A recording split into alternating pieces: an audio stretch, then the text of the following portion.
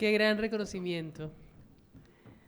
Bueno, ha llegado un momento icónico y es para todos un placer presentar el siguiente panel junto con la Secretaría de Desarrollo Económico, sponsor principal de este evento WeTrade de la Cámara de la Diversidad, con el tema La inclusión productiva, un motor para el desarrollo económico de Bogotá, en la compañía de los siguientes invitados al panel.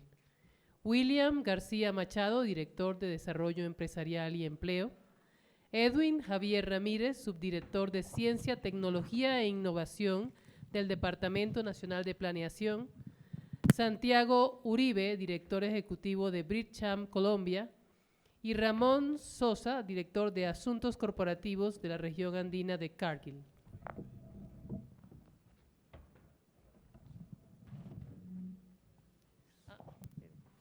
También invitamos a Adriana León, directora de negocio de AstraZeneca, Clúster Andino, y moderará este espacio Juan Viana, director de Comunicaciones Estratégicas de FTI Consulting. Les damos un fuerte aplauso y que lo disfruten.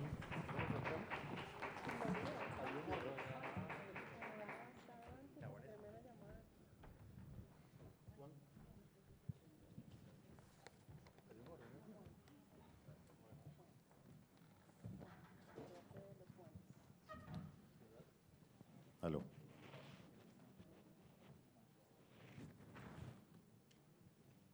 Bueno, pues muchas gracias a todos por estar aquí este viernes a las 4 de la tarde para aprender y compartir un poco más acerca de lo que significa la diversidad.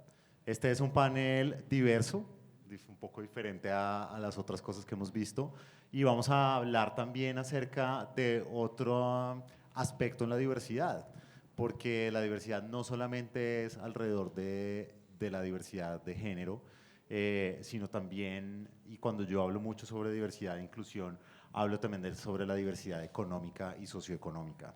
Y el tema de inclusión que nos trae aquí en común a todos los que estamos sentados, pues también tiene que ver con la inclusión socioeconómica.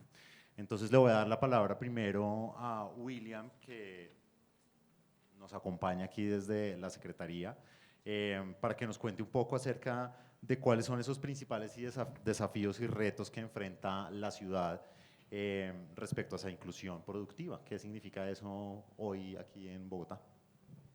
Bueno, Juan, muchas gracias y gracias a todos los compañeros de panel y a todos los presentes. Yo creo que sería absurdo que una ciudad como Bogotá no hablara de temas de inclusión productiva. Lo primero es, y ayer lo decía, es la primera ciudad del país que tiene una alcaldesa gay, abiertamente gay, y adicionalmente la primera alcaldesa de Bogotá, y eso significa mucho para la ciudad. Y lo otro es, Bogotá ha sido receptora de todas las problemáticas del país, históricamente. Desplazamiento, violencia, reinsertados. Y eso también hace que sea una ciudad completamente diversa. Y eso se refleja cada vez más en la productividad de la ciudad. Y por eso creemos que no solamente hablamos de inclusión en términos de que va a ayudar a mejorar la productividad de las empresas, sino que también mejora los procesos de innovación. Y eso para nosotros desde la Secretaría ha sido fundamental. Una de las dificultades que tuvimos más grandes en pandemia fue que Bogotá perdió más de 1.100.000 empleos durante la pandemia.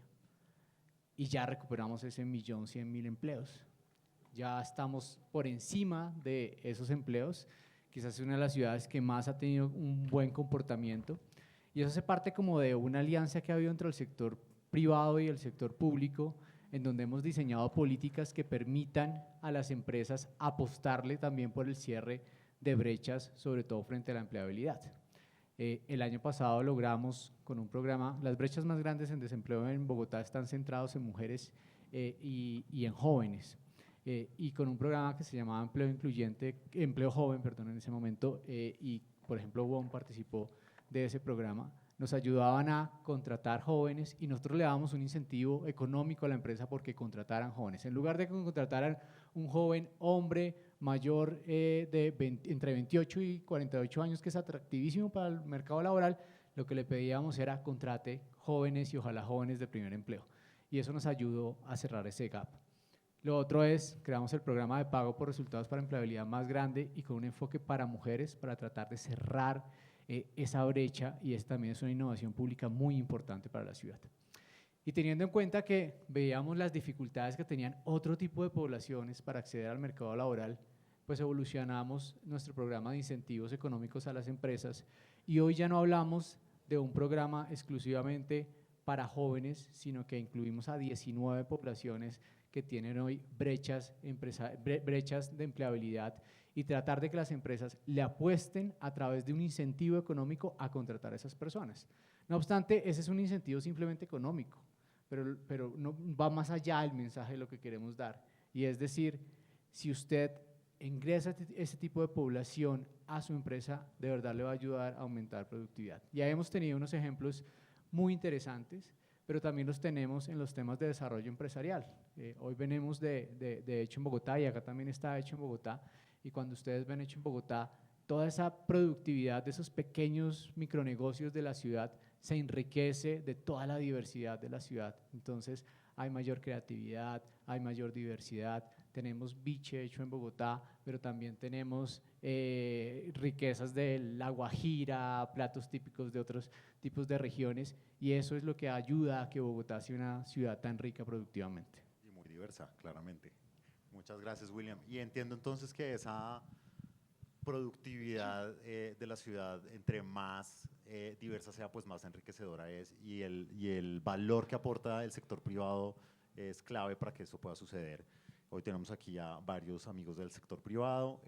Quisiera darle la palabra entonces a Adriana para que nos contara un poco más acerca de ese rol que tiene el sector privado para poder lograr diferentes metas, digamos, en la productividad tanto de las ciudades como de las empresas en sí. Contanos un poco más acerca de esa inclusión. Gracias, Juan. Y el rol. No, creo que es un tema supremamente relevante y quisiera enmarcar un poco sobre lo que comentaba el primer panelista, y es el nivel de reto que tenemos a nivel país y a nivel Colombia. Ustedes acá reunidos, muchos emprendedores, muchos empresarios o miembros de empresas también grandes, pero el gran reto que hoy tiene Colombia y Bogotá es que el 70% de la población mayor de 18 años se considera en alguna situación de exclusión productiva. Esto en un estudio publicado por Naciones Unidas. Entonces, imagínense el nivel grandísimo de reto que tenemos las organizaciones privadas como miembros de un ecosistema que necesita cerrar brechas en inclusión productiva. Como lo mencionaban antes, evidentemente esto tiene mucho que ver con la capacidad que tenga una persona de emplearse, y ahí entra el sector privado con muy buenas alianzas e iniciativas que, como lo mencionaban, generen espacios de inclusión y diversidad, pero también tiene que ver con la capacidad que tengamos de apoyar a la pequeña empresa. Hecho en Bogotá, un ejemplo que mencionaban hace un rato, y es importante tener en cuenta que también en el mismo estudio que les menciono, publicado por Naciones Unidas, se encuentra que 60% de las microempresas que tenemos en Colombia aún están en un estadio, digamos, en una estructura no lo suficientemente robusta como para tener un nivel de inclusión productiva que se merezca. ¿Cómo miden ellos la inclusión productiva de un micronegocio? Medido por su capacidad financiera, vinculación con el sector financiero, acceso a créditos, acceso a medios de pago, por su desarrollo a nivel de tecnologías de la información y conectividad, y por su capacidad de estar formalizada. Entonces, es importante que nosotros como miembros del sector privado entendamos que hay un reto enorme donde podemos contribuir y aportar, y que seguramente muchos de ustedes que hacen parte de estos micronegocios han vivido en primera mano lo que significa estar excluido productivamente y tener retos de ese nivel. ¿Qué puede entonces hacer la empresa del sector privado? Evidentemente generar alianzas, escenarios que promuevan la transferencia tecnológica y de conocimiento, y en eso también hemos visto un movimiento que se ha acelerado en los últimos años. Yo en particular tengo más o menos 17 años de experiencia en el sector privado, y hoy soy miembro de una compañía farmacéutica que genera iniciativas enfocadas en poblaciones específicas y que abre el escenario para empresas pequeñas, medianas y grandes donde podamos transferir conocimiento. Tenemos un hub de innovación, mi compañía es AstraZeneca, y en este hub de innovación abrimos el espacio a más de 120 startups y micronegocios para que en un escenario muy competitivo entiendan cómo funciona y cómo pueden llegar a aportar, en este caso específico, soluciones en salud. Entonces, eso solo para darles un ejemplo de cómo la empresa privada tiene que tener un rol activo en la transferencia de conocimiento y en la generación de competitividad del mercado empresarial en general para garantizar esquemas de inclusión. Y obviamente, y como seguramente lo van a escuchar más adelante, un rol muy activo en garantizar que generamos espacios amplios de empleabilidad de calidad, diversa e inclusiva. ¿Y por qué es tan importante esto? Porque cualquier miembro de familia que tenga un ingreso que podamos garantizar que se vincula laboralmente con un empleo de calidad, seguramente es miembro también de un núcleo familiar que puede ser dueño de un emprendimiento o un micronegocio, y el hecho de que una de las personas del núcleo familiar tenga la capacidad de tener un ingreso de calidad, pues apoya a ese grupo familiar a continuar con un emprendimiento de desarrollo productivo. Y ahí entonces empezamos a contribuir también a la inclusión productiva, no solamente en la generación de empresas, sino en la generación de plataformas para que miembros de ese núcleo familiar encargado de la productividad o del desarrollo productivo tengan un soporte económico suficiente. Entonces, definitivamente el sector privado tiene mucho por hacer. Estamos aún lejos, muy lejos de los escenarios de inclusión que queremos, a nivel de inclusión en términos de orientación de género, en términos de desarrollo profesional. Ustedes imagínense que todo esto que les acabo de describir se acentúa incluso más en poblaciones, si comparamos con Bogotá, se acentúa mucho más en mujeres que padecen de mayor exclusión productiva que los hombres, se acentúa incluso más en mujeres madres de familia, es decir, seguimos muy lejos de poder hablar de escenarios de inclusión, pero tenemos que manejar esa dinámica y tratar de fomentar desde el sector privado, pero también desde una perspectiva multisectorial, incluyendo al sector público, incluyéndonos como personas naturales en la generación de estas iniciativas que van a permitir el desarrollo de una productividad mucho más inclusiva y por ende pues un desarrollo favorable de Bogotá y del país. Muchas gracias, Adriana. Y queda clarísimo pues, que el rol del sector privado es muy importante para poder lograr la inclusión productiva.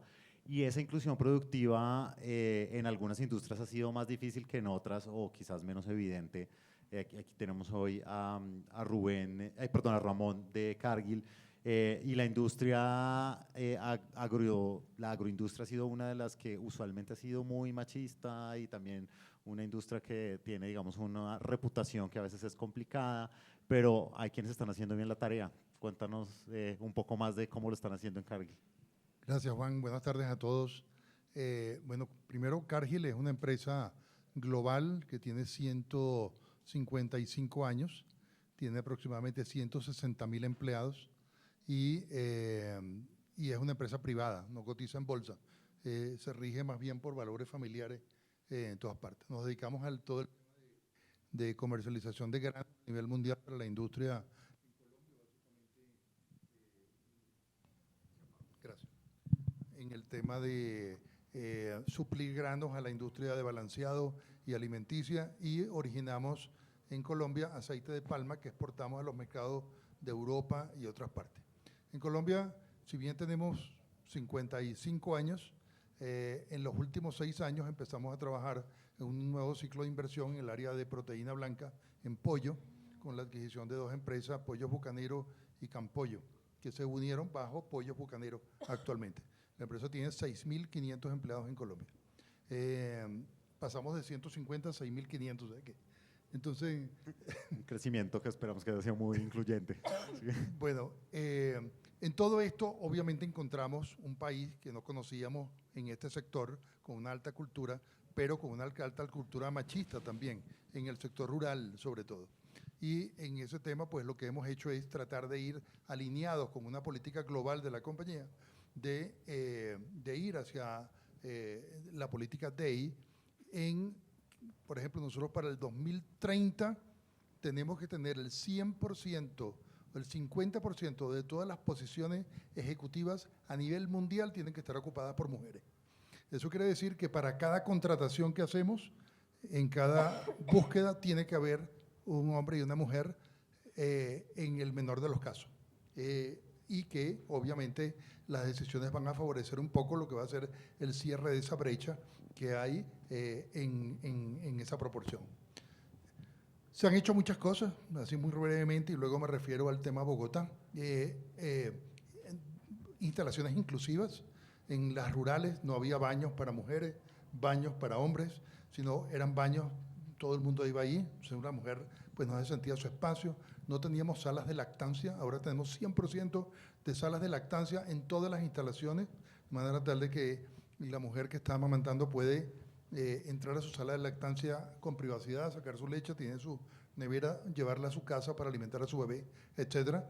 Y inclusive uniformes para mujeres embarazadas, que es una cosa novedosa que la acabamos de implementar. O sea, no es lo mismo ponerse un uniforme, ni se sienten bien, ni bonitas, ni agradables, y se creó ese tema. 5 años con un equipo DEI en la compañía que lo que ha hecho es crear una cultura, bajar todo lo que son los eventos de participación global a la cultura interna. Si queremos transformar la ciudad, tenemos que empezar a trabajar en nuestro propio interno y a partir de eso empezar a crear una cultura que luego entonces se va a transmitir en cada uno de esos embajadores que va a relacionarse con la sociedad. En el caso de Bogotá, por ejemplo, en particular, con el equipo local aquí, hicimos una actividad hace muy poco, hace un mes, 2 meses máximo, que salimos como voluntarios a una escuela. El director de la escuela donde estudió una niña llamada Juliana Zamboní, que fue un asesinato muy grave aquí en Colombia hace unos años, el rector pidió que por favor hiciéramos la actividad allí. Entonces fuimos allá, fuimos como 40 personas y nos sentamos con los niños en cada salón a hablar del valor y la diferencia de género y el valor de las niñas, y el programa se llama Soy Fantástica, y hablar precisamente de lo que significa reconocer a su compañera, a su compañero, respeto y igualdad de oportunidades. Fue una experiencia espectacular que entonces son lo que haces hacia adentro, pero también tienes mucho que hacer hacia afuera, y estos niños que van a ser los adultos del mañana tienen una cantidad de sesgos donde ven a las niñas de una manera muy tradicional, sobre todo depende del lugar donde vienen, y que no las ven en las mismas oportunidades o las tienen sesgadas para ciertos roles, y trabajar esto con una serie de ejercicios les cambió la mente a todos ellos y a nosotros también, de saber lo importante que era esa conversación. Bueno, por el poco tiempo te lo dejo ahí, Juan. Sí, perfecto. Muchas gracias por compartir, Ramón. Gran experiencia y lo que dices es totalmente cierto, ¿no? Como es hacia adentro, debe ser también hacia afuera. Y aquí tenemos otra experiencia diferente, que no solamente lo que nos comparte Adriana sobre la inclusión económica de los micronegocios y la inclusión socioeconómica, tú nos cuentas más acerca de esa, cómo viene desde adentro y también lo compartimos con la comunidad. Y también le quiero dar la palabra a Santiago para que nos cuente cómo la inclusión ha sido también una herramienta para la innovación y la creatividad de las empresas. Bueno, pues mil gracias por esta invitación, Juan. Mira, en la Cámara de Comercio Colombo-Británica, Bridgetown, Colombia, soy el director. Tenemos 90 miembros, y entre los cuales pues, firmas de organizaciones como AstraZeneca, otras compañías como EY, PricewaterhouseCoopers, FTI Consulting también, que es miembro, también GlaxoSmithKline, Diageo, en fin, que tienen unas políticas de diversidad e inclusión sumamente fuertes, robustas, y que creemos que esas prácticas también se pueden replicar en distintos entornos empresariales y también inspirarse para aplicarla para pequeños y medianos emprendimientos. Dentro, digamos, de esta investigación que hicimos de estos estudios que salen publicados, hubo uno que me llamó la atención y es el de Michael Page, donde ellos hicieron un estudio muy interesante en ejecutivos a nivel global, y menciona que el 89% de estos encuestados consideran que una política de inclusión y diversidad favorece el éxito de las empresas, y que también en momentos de crisis como tal, es un factor de resiliencia para afrontar esas crisis.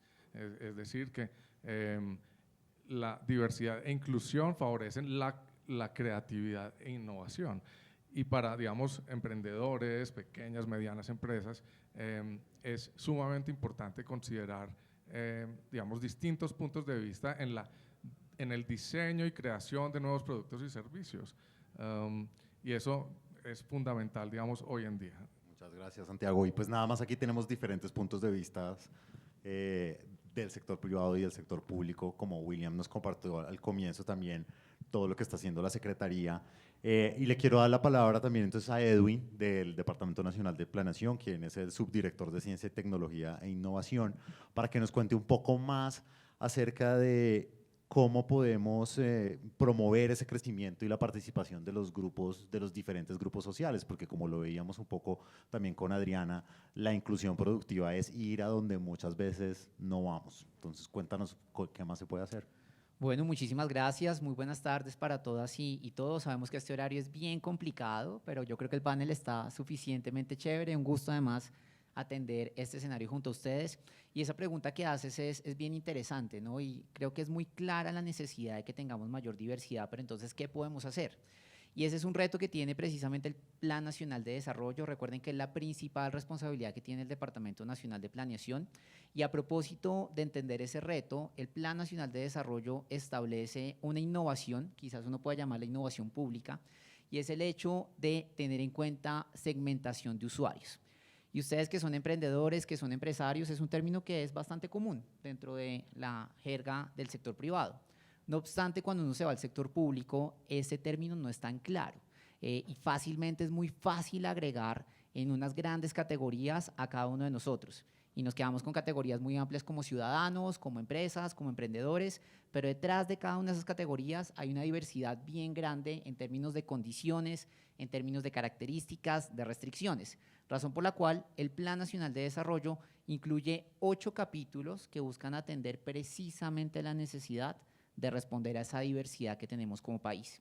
Un capítulo específico que contiene acciones para atender a las mujeres, otro capítulo específico para abordar a los jóvenes, para abordar a los campesinos, a las víctimas, precisamente a esas poblaciones que son diferenciales. Y eso es un cambio, eso representa un hito en cómo hacemos la política pública, porque es dejar de entender esas grandes categorías y comprender que cada uno de esos grupos poblacionales se enfrenta a restricciones bien importantes. Cada uno de esos grupos poblacionales sencillamente no basta con que aparezca entonces una intervención un momento en el tiempo y ya, porque hay unas condiciones que son casi que estructurales, que son orgánicas en muchos de los problemas.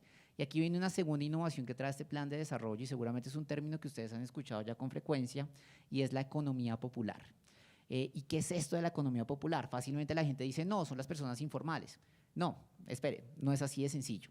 La economía popular son unidades productivas que se enfrentan a unas condiciones que sencillamente no permiten que haya crecimiento. ¿Y a qué nos referimos por eso? Pues es muy difícil que yo hable de inclusión productiva si yo soy una mamá que salgo a vender arepas y tengo que estar preocupada por qué está pasando con mis hijos. Ahí tenemos unas restricciones precisamente de carácter social. Así que lo que busca esta economía popular y este concepto es entender que la discusión es mucho más allá que una discusión productiva, una discusión económica, una discusión de empleo, sino que son discusiones económicos, sociales, culturales y ambientales. Y que en esa medida necesitamos enfoques holísticos sobre los problemas para determinar unas decisiones más contundentes en materia de política pública. ¿Qué está haciendo el Gobierno Nacional, específicamente el DNP? Pues primero, ya hay un plan de desarrollo, muy invitados a que por favor lo consulten en los capítulos que resulten de su interés. Segundo, garantizar que ese plan de desarrollo se implemente en su totalidad. Tercero, trabajar en una política pública que aborde precisamente la economía popular. Y cuarto, una gran apuesta que tiene este gobierno, que es precisamente el Ministerio de la Igualdad. Y es cómo ese Ministerio de la Igualdad pues contiene esa diversidad que como país tenemos y cómo alrededor de entender esa diversidad vamos cerrando esas brechas que son intrínsecas a cada uno de esos grupos poblacionales. Ñapa y mensaje final, aprovechando que están aquí todos, invitados cada uno a que puedan consultar el portal www.innovamos.gov.co, que es un portal que sirve como una vitrina única donde estamos concentrando la oferta de más de 80 entidades públicas, de tal forma que ustedes se enteren de convocatorias para impulsar sus emprendimientos, de programas de formación, de oportunidades de subsidios para que ustedes puedan también implementar sus diferentes actividades productivas. Muchas gracias. Bueno, pues muchas gracias, Edwin, y me parece bastante importante que nos hayas hablado de la economía popular, que creo que para algunos de los empresarios es un misterio entenderla mejor. Y creo que está muy de la mano con lo que con lo que nos comentaba William al comienzo de los esfuerzos que está haciendo la alcaldía y cómo eso se está llevando a una realidad. Y yo quiero terminar con algo que usualmente cuando hablamos de diversidad e inclusión, y me gusta mucho tener esta oportunidad, y aquí le agradezco a la Cámara de la Diversidad, a Felipe pues en particular por la invitación y por el trabajo que todos están haciendo. Yo a veces hablo de que cuando uno habla de diversidad e inclusión, habla de D&I en inglés, ¿no? Y esa I me parece que es que todavía no estamos en la inclusión. Para mí esa I es como la I de la incomodidad. Yo le digo es la diversidad e incomodidad. Porque donde nos incomoda es donde tenemos que poner atención. Entonces nos incomoda a veces la economía popular, nos incomoda a veces entender cómo es que voy a hacer la inclusión productiva de esos pequeños empresarios, nos incomoda esa innovación, nos incomoda tener que cambiar los baños de la empresa para que haya equidad de género en la empresa, nos incomoda mucho. Y yo creo que en la diversidad e incomodidad está la clave. Donde sentemos que está esa incomodidad es donde tenemos que poner la atención, y creo que aquí todos los que están sentados estamos comprometidos con eso. Un abrazo, muchas gracias por escucharnos, vienes a las 4 de la tarde, cualquier pregunta estaremos por aquí, y gracias Felipe y gracias a la Cámara por este espacio.